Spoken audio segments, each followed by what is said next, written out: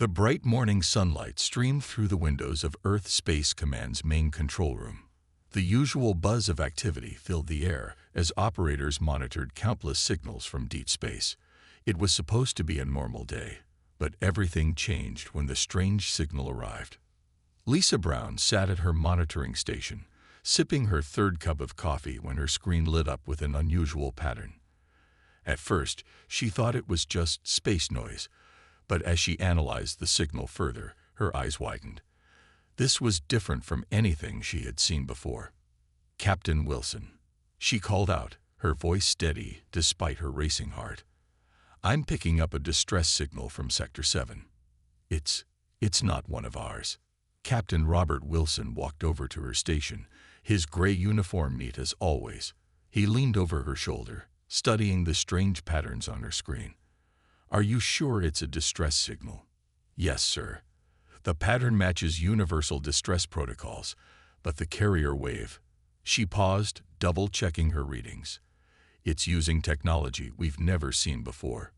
Within minutes, the control room was buzzing with increased activity. The signal was growing stronger, and soon their long-range scanners picked up a massive ship entering the outer edges of human space. It was beautiful in a strange way, looking like a cluster of crystals floating through space, but parts of it seemed to be breaking apart. Earth's response was swift. The United Space Command called an emergency meeting, gathering military leaders, scientists, and government officials from around the world. They assembled in the grand meeting hall of the Space Command headquarters, its walls covered with screens showing the mysterious vessel from different angles. Admiral James Cooper stood at the front of the room, his weathered face serious as he addressed the assembly. "Ladies and gentlemen, what we're looking at is humanity's first contact with an alien civilization, and they're asking for help." The room erupted in whispers and discussions. On the main screen, a translation of the distress signal played. "To any who hear this, we are the Brightwalkers. Our star is dying. Our world is lost. We carry the last of our kind. Please, we beg for sanctuary. 17 spacefaring races have turned us away. We have nowhere else to go." Dr. Emma Watson, Earth's leading xenobiologist, stepped forward. "The scans show their ship is failing. Whatever we decide, we need to decide quickly. There are life signs aboard, thousands of them." "What about the other races they mentioned?" someone asked. "Why did they turn them away?" Before anyone could answer, another signal came through. This one was from the Mercantile Confederation, one of the powerful alien alliances they had recently learned about but hadn't yet contacted. The message was clear and cold. "To the species known as humans, the vessel approaching your space carries members of a dying race. Their star's death is a natural occurrence. Non-intervention is the policy of all advanced civilizations. You would be wise to do the same." The room fell silent. Admiral Cooper looked around at the assembled leaders, then straightened his shoulders. "Well," he said, "it seems we have a choice to make. Do we follow the example of these advanced civilizations, or do we do what we know is right?" Dr. Watson spoke up again, her voice firm. "Their ship's design is incredible. Even damage, it shows technology far beyond ours. They could teach us so much. Or they could be a threat," General Martinez warned. "We know nothing about them." Admiral Cooper raised his hand for silence. "We've all read our history. We know what happens when people turn away those in need. We're human. Helping others isn't just what we do, it's who we are." He turned to his communications officer. "Send a message to the Brightwalker ship. Tell them..." He paused, a small smile crossing his face. "Tell them help is on the way." As the message was sent, Captain Thomas Reed of the U.S. Hope was already being briefed for the rescue mission. Humanity's first major step into the galactic community wouldn't be through war or trade, but through an act of compassion. No one could have guessed how this decision would change humanity's place in the galaxy forever. The U.S. Hope moved smoothly through space, its engines humming with power as it approached the massive crystal-like alien vessel. Captain Thomas Reed stood on the bridge, his hands clasped behind his back as he watched the strange ship grow larger on the main screen. "Distance to target?" he asked, his voice calm despite the tension in the air. 2,000 kilometers in closing, sir," replied Navigation Officer Mike Turner. "Their ship is. It's huge, almost 3 times our size." The alien vessel was beautiful, but clearly damaged. Large cracks ran through its crystalline surface, and parts of it seemed to shimmer and fade like a broken hologram. As they got closer, they could see that what looked like one big ship was actually made up of thousands of smaller crystal formations joined together. "Life support status?" Reed asked. Dr. Anna West, the ship's science officer, checked her readings. "It's failing, sir. Whatever system they use to keep their people alive, it's running on backup power. We have maybe 48 hours before it gives out completely." Reed nodded. "All right, let's make contact. Open a channel." The communications officer worked at her station, and soon a strange, melodic sound filled the bridge. Then, slowly, it changed into words they could understand, thanks to their advanced translation systems. "Human vessel, we are grateful. We are the Brightwalkers. Please, hurry. Our pods are failing." Reed leaned forward. "This is Captain Thomas Reed of the Earth ship U.S. Hope. We're here to help. Can you tell us how many people are aboard your vessel?" "We number 50,000 souls, all in sleep pods. Only 10 of us remain awake to guide the ship. Our pod systems, they fail one by one." The crew exchanged worried looks. 50,000 was far more than they had expected. "Permission to dock?" Reed asked, already motioning to his crew to prepare for boarding. "Granted. But be warned, our atmosphere, it is different. You will need your protective suits." The next hour was a flurry of activity as the U.S. Hope carefully connected with the alien ship. Reed led the first team aboard, all of them wearing their newest environmental suits. What they found inside took their breath away. The interior of the ship was like walking through a giant crystal cave. The walls pulsed with soft light, and the air was thick with a strange, shimmering mist. But what caught their attention were the pods, thousands upon thousands of crystal containers, each holding a sleeping Brightwalker. The aliens themselves were unlike anything humans had imagined. They looked almost like living crystals, their bodies semi-transparent and glowing with inner light. The few who were awake moved gracefully, their forms shifting and changing as they walked. One of them approached Reed's team. Unlike the others, this one's light was dimmer, and its movements seemed tired. "I am Guide Light," it said through their translators. "We have waited so long for someone to help." Dr. West scanned the nearest pods with her equipment. "Captain," she said urgently, "these pods are amazing. They're not just for sleep. They're actually part of the Brightwalker's biology. They need the crystal structure to survive." Guide Light nodded slowly. "Yes. Our star's death, it changed us. We need these pods to filter the radiation. But they fail, and we cannot repair them fast enough." Reed looked at the endless rows of pods, each containing a sleeping family. He tapped his communicator. "Reed to Hope. Contact Earth Command. Tell them we need every available ship with cargo space. And get me Dr. Watson from the Xenobiology Department. We need to understand their biology fast." He turned back to Guide Light. "We're going to help you. All of you. But first, I need to understand why 17 other races turned you away. What aren't you telling us?" Guide Light's glow flickered, almost like a sad smile. "They feared the change, our transformation. They thought we were contagious, but we are not. We are just different now." Reed nodded firmly. "Different isn't bad. It's just different. Now, let's get your people somewhere safe." Time was running out. In the makeshift command center aboard the Brightwalker ship, Captain Reed watched as another row of crystal pods turned dark. Dr. West's handheld scanner beeped with increasingly urgent warnings. That's the third section to fail in the last hour, she said, her face tight with worry. The backup systems are collapsing faster than we predicted. Reed turned to Guide Light, who had grown noticeably dimmer over the past few hours. How many pods have we lost? 217, Guide Light replied, its voice weak through the translator. Those families, we moved them to working pods, but we are running out of space. Soon, we will have nowhere left to move them. The U.S. Hope had been joined by 3 other human ships, the Mercy, the Horizon, and the Endeavor. But even with their combined resources, moving 50,000 crystal pods was proving to be an enormous challenge.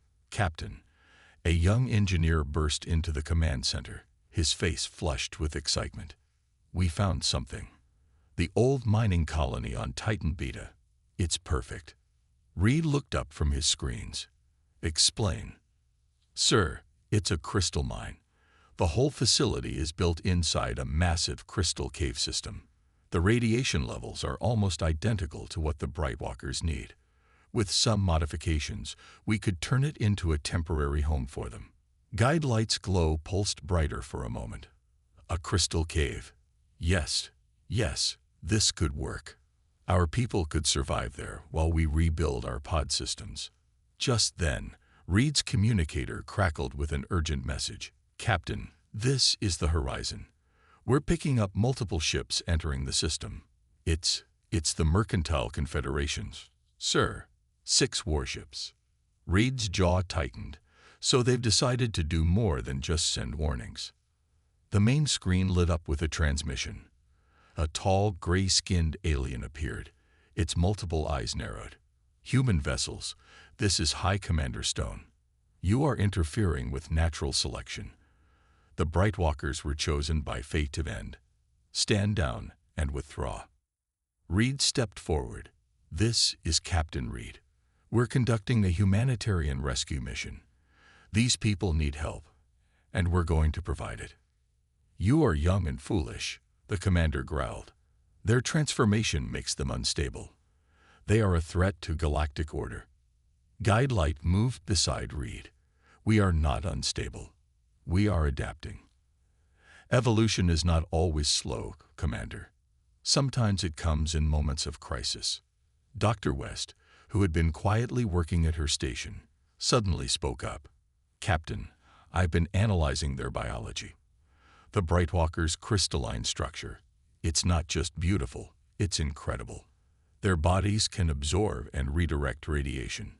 In the right environment, they could help us terraform worlds we thought were too hostile for life. Reed smiled. You hear that, Commander? They're not a threat. They're an opportunity. A chance for all of us to learn and grow. The commander's reply was cut off by a shout from the engineering station. Sir, 3 more pod sections just failed. Reed made his decision. All ships begin emergency evacuation procedures. Focus on the failing sections first. Guide Light, get your awake crew members to help coordinate. Dr. West, contact Titan Beta and tell them to start preparing the crystal caves. He turned back to the screen. Commander, you can either help us save 50,000 lives, or you can watch humanity do what your advanced civilizations couldn't. Your choice. The commander was silent for a long moment.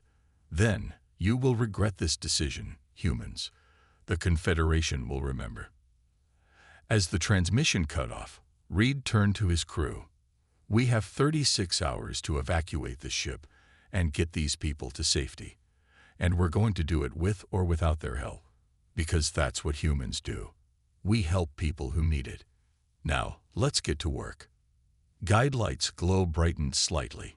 In all our travels, no one else even tried to understand us. You humans, you are different. Reed nodded as he began coordinating the evacuation.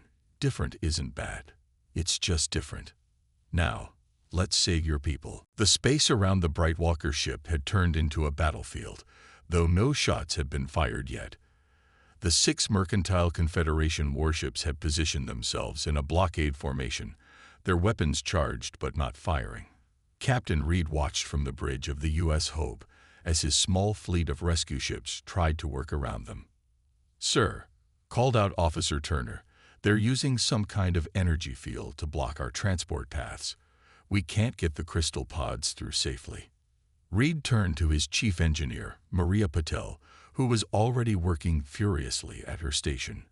Her dark hair was messy from running her hands through it in frustration. "Give me options, Maria."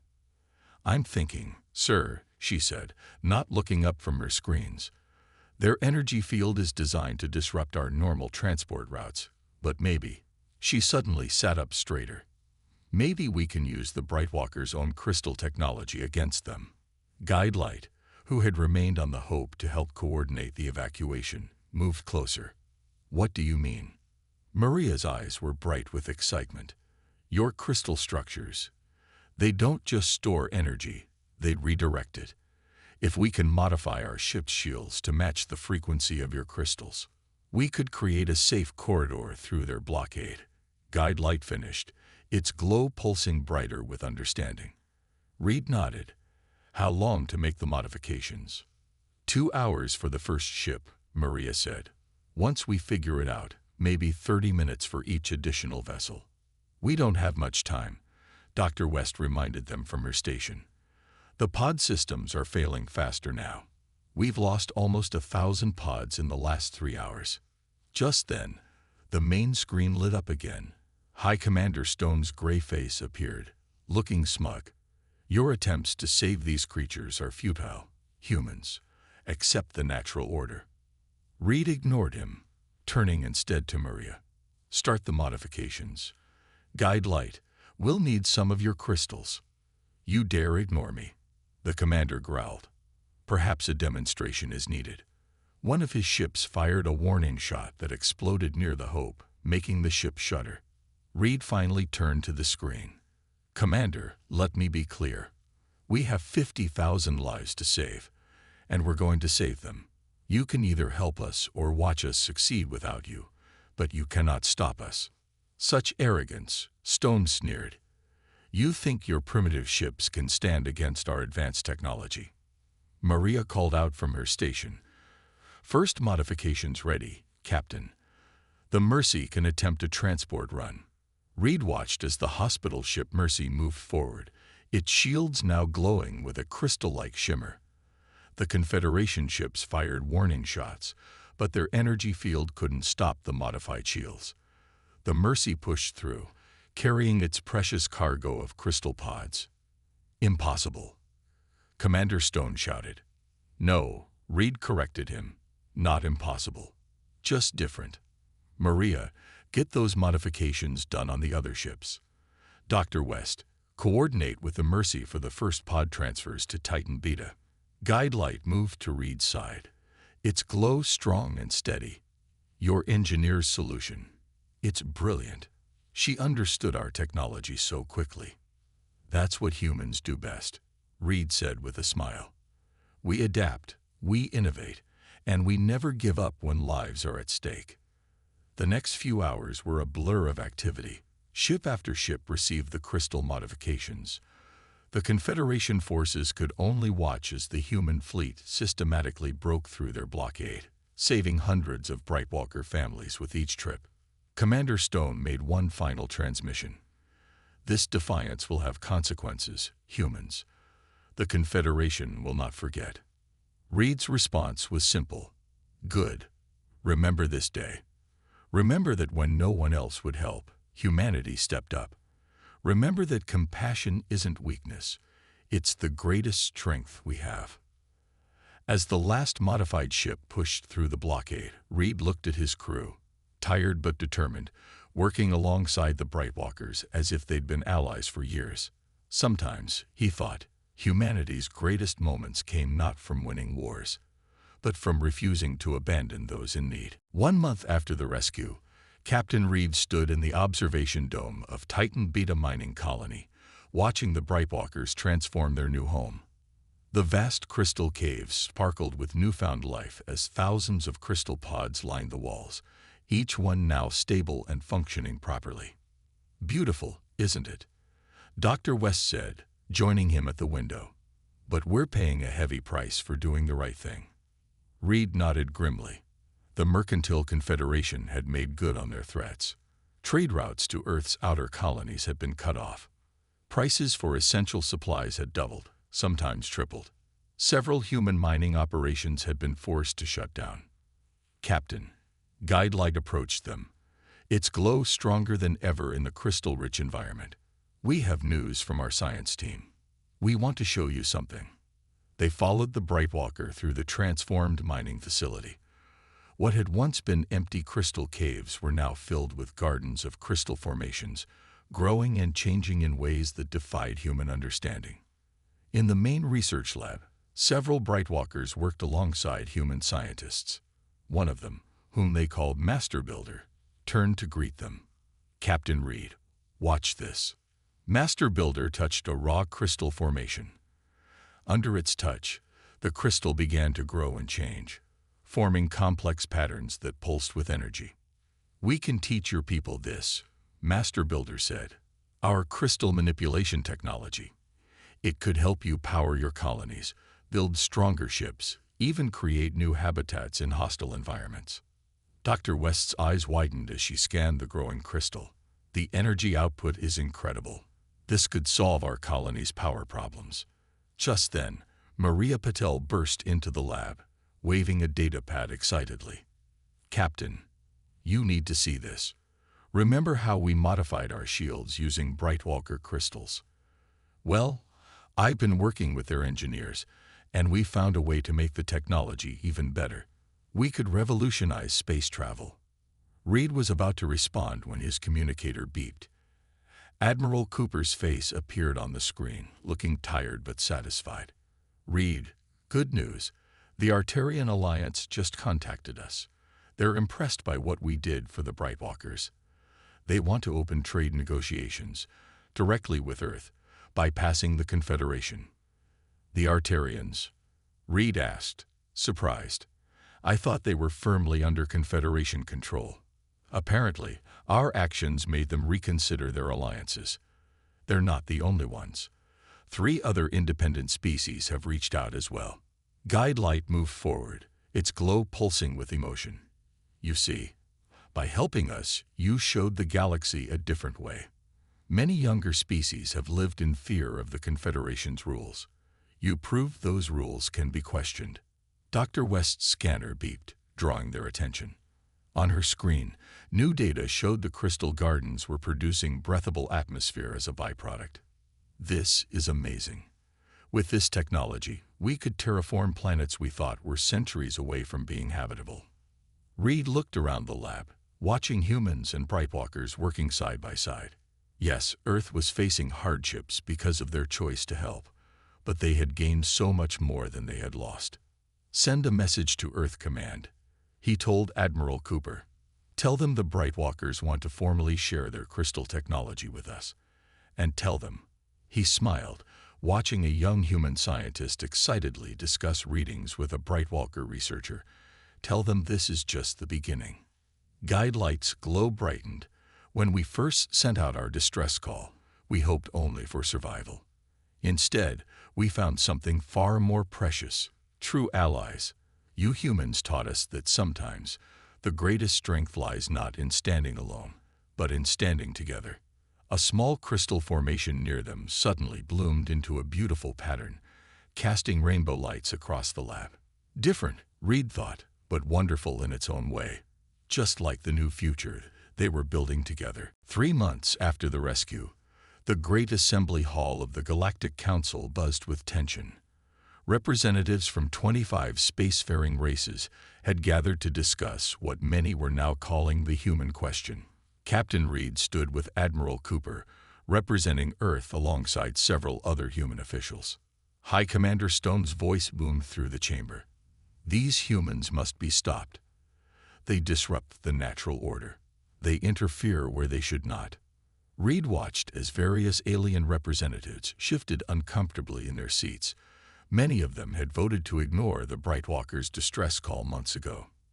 Now they couldn't ignore the results of humanity's choice to help. A young Arterian representative stood up, her scaled skin shimmering under the lights. Perhaps it is time we question this natural order. Look at what the humans and Brightwalkers have accomplished together. The chamber's main screen lit up with images from Titan Beta. The once dead mining colony now thrived. Crystal Gardens produced enough energy to power 3 neighboring systems. New housing structures grew organically from the cave walls, creating living spaces that were both beautiful and perfectly adapted to their inhabitants' needs. More importantly, the Artarian continued. They've shown us that evolution isn't just about survival of the fittest. It's about cooperation, adaptation, and growth. An older member of the council, a being made of pure energy contained in an environmental suit, spoke next. But their actions have consequences. The Brightwalker transformation could have spread. The risk was never real, Dr. West interrupted, stepping forward with data readings. Our research proves the Brightwalkers' crystalline evolution was specific to their species and their star's unique radiation. They were never a threat, just different. Master Builder floated to the center of the chamber, its crystal form casting rainbow patterns across the walls. We offer proof through action. Already, our combined technology has helped establish 3 new colonies on worlds previously thought uninhabitable. We do not spread our transformation. We share our knowledge. Reed noticed several council members leaning forward with interest. The Brightwalkers' crystal technology had proven incredibly valuable, especially for worlds struggling with energy shortages or harsh environments. The Mercantile Confederation's trade minister rose next. The humans still must answer for breaking our laws. Your laws, Admiral Cooper corrected firmly, not universal laws. Humanity never agreed to ignore those in need. We never agreed to watch civilizations die when we could help them live. Maria Patel, who had been invited to present the technical achievements of human Brightwalker cooperation, activated her own presentation. Look at what we've accomplished in just 3 months. New shield technology, sustainable energy sources, environmental adaptation systems, all because we chose to help instead of hide. The chamber erupted in discussion. Reed watched as younger species began speaking up, questioning the old ways. The Artarians weren't alone anymore. Others were standing with humanity. Guide Light, now Earth's official ambassador from the Brightwalkers, moved to Reed's side. They fear change, it observed quietly, just as they feared us. Reed nodded. Change is scary, but sometimes it's necessary. Sometimes it's right. A massive screen behind them showed new images. Human and Brightwalker children playing together in crystal gardens. Scientists from both species working side by side. New ships under construction using hybrid technology. The council's chief elder finally raised his hands for silence. It seems, he said slowly, that we must adapt or be left behind. The humans have shown us a new path. The question is, do we continue to resist or do we learn? Reed smiled as more representatives stood to support humanity's actions. Sometimes, doing the right thing didn't just save lives, it changed minds. The galaxy was beginning to understand what humanity had known all along. Compassion wasn't weakness. It was the foundation of true strength. 1 year after the rescue of the Brightwalkers, Captain Thomas Reed stood on the observation deck of the New Earth space station, Unity. The massive station, built with combined human and Brightwalker technology, sparkled like a giant crystal in space, its surfaces reflecting the light of distant stars. Hard to believe it's only been a year, Admiral Cooper said, joining him at the window. Below them, ships from a dozen different alien species moved through space, coming and going from the station. Many of them carried crystal technology, developed through human Brightwalker cooperation. Look there, Reed pointed to a new ship emerging from the construction yards. It was beautiful, a perfect blend of human engineering and Brightwalker crystal technology, the first of our joint patrol fleet. The ship's name glowed on its hull, HMS Second Chance. Dr. West hurried onto the deck, her face excited. Captain, Admiral, you need to see this. The first crystal terraform project on Mars is showing amazing results. The atmosphere is stabilizing 50 years ahead of schedule. Before they could respond, Maria Patel's voice came over the station's comm system. Bridge to observation deck. We're picking up a distress signal. It's from the Confederation's mining colony in the Proxima sector. Reed and Cooper exchanged looks. The Mercantile Confederation, while less hostile now, still kept their distance from Earth and its allies. What's the nature of their distress? Cooper asked. Their main reactor is failing, Maria reported. They're asking for help from anyone who can provide it. Guide Light, who had become a permanent ambassador to Unity Station, floated forward. Its crystal form had grown more complex over the year, reflecting its increased wisdom and experience. The Confederation asking for help. This is unprecedented. Reed smiled. Well, we did tell them to remember what happened when they tried to stop us from helping the Brightwalkers. Looks like they remembered. Captain, a young officer called out. 2 Arterian ships are already responding to the distress call. They're asking if we'll join them. The Arterians.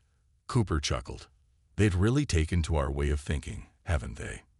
Tell them we'll be there, Reed ordered, and contact the Brightwalker engineering team. Their crystal technology might be exactly what that mining colony needs.